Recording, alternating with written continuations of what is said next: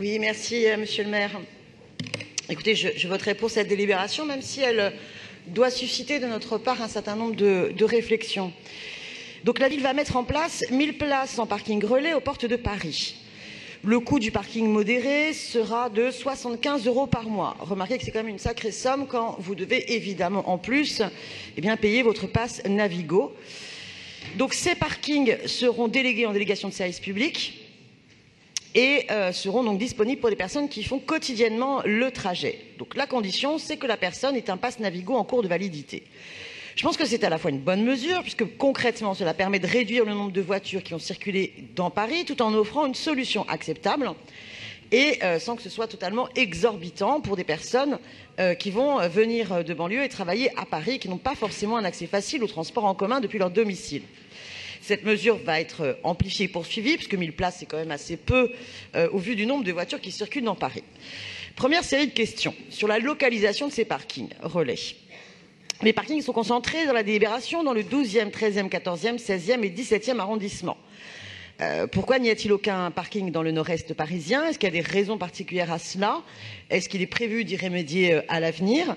Et attention, on ne souhaite pas des aspirateurs à véhicules. La pollution, elle ne s'arrête pas au périphérique. Et par contre, c'est justement aux portes de Paris que la pollution est la plus importante.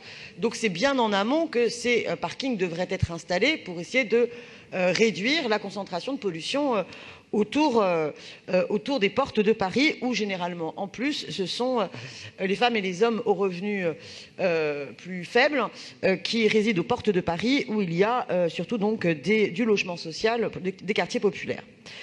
Concernant le financement, quelles sont les possibilités pour que les salariés puissent bénéficier d'une prise en charge en partie de l'employeur sur ces parkings relais, puisque l'utilisation de ces parkings relais et l'achat du pass Navigo représente un coût pour l'ensemble des personnes et qu'il s'agit des déplacements domicile-travail.